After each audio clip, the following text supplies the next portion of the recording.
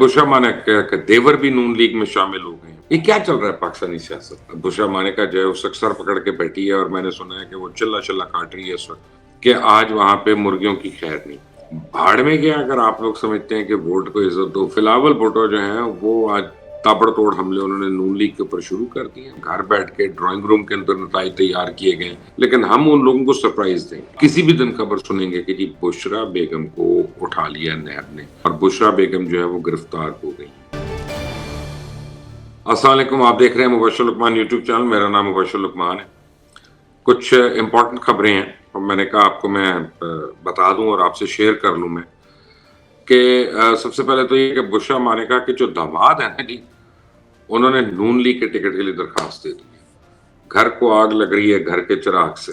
आप ये देख लें कि बुशरा मानेका का दामाद जो है उसने नून लीग के टिकट की दरखास्त दे दी। खैर, बुशरा मानेका के देवर भी नून लीग में शामिल हो गए हैं।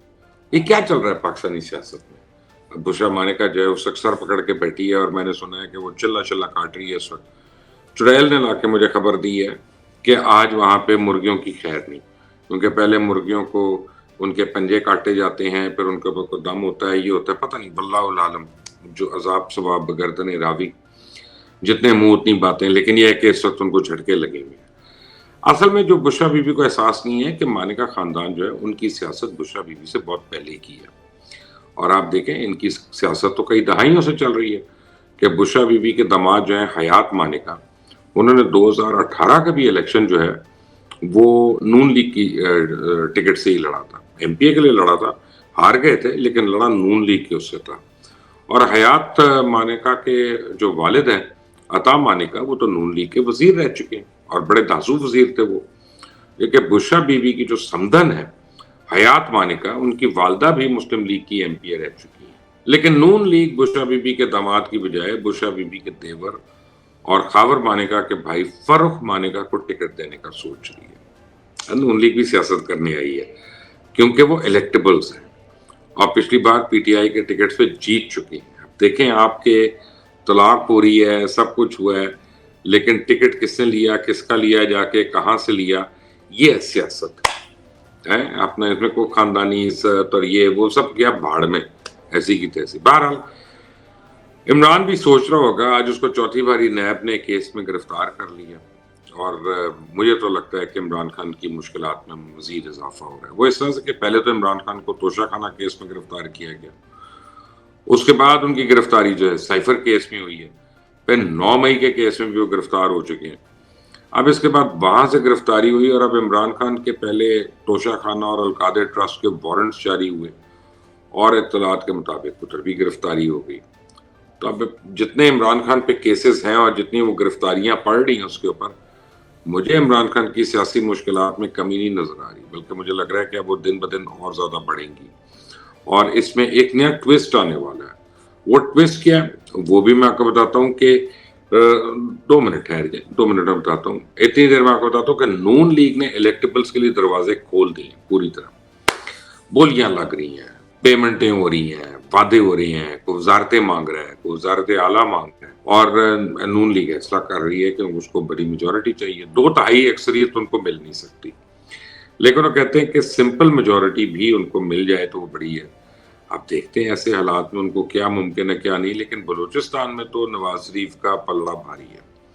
वो तमाम के तमाम इलेक्टेबल जो है उनकी गोद में डाले जा रहे हैं लाके। बल्कि जाम कमाल जो है वो तो वहां पे ये कह रहे हैं, अच्छा जी आपके साथ एक शर्त पे हम सारे के सारे ऑन ब्लॉक आ जाते हैं कि आप मुझे बलूचिस्तान का वजीर आला बनाने का वादा करें, तो हम आपके साथ आ जाते हैं। तो अब मियाँ साहब का दौरा है वहां पे बलूचिस्तान पे। अब देखते हैं कि उनके साथ कौन कौन लोग शामिल हो रहे हैं। काफी बड़ा धड़ा आ रहा है बलूचिस्तान में, तो लगता है पूरी पार्टी जो है वो सारी की सारी एक साथ आ रही है। लेकिन ये तो पंजाब में भी मियाँ साहब ने इलेक्टेबल्स के दरवाजे खोल दिए। अभी पता चला है कि चंद दिनों में वो जो है रहीम यार खान से कुतुब फरीद गुरेजा भी नून लीग में शामिल हो रहे हैं। खुसरो बख्तियार जो हैं वो नून लीग में आने वाले हैं। गुलाम बीबी भरवाना झांकी जो हैं हमारी बहन, वो भी इसमें शामिल होने वाली हैं। अब देखते हैं ना कि इलेक्टेबल्स को तो मैदान में उतारना है।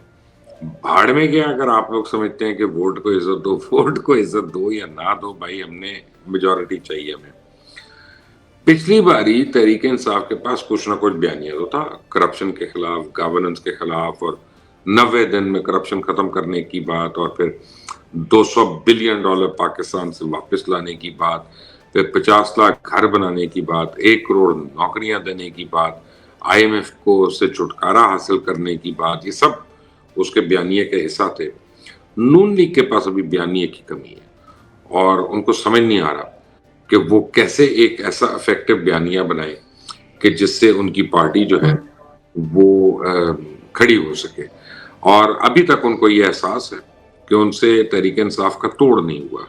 आम आदमी जो है वो तहरीक इंसाफ के लिए आप समझते हैं एक सॉफ्ट कॉर्नर रखता है, वो समझता है उनके साथ ज्यादती हुई है तो वो करना चाहता है कुछ ना कुछ।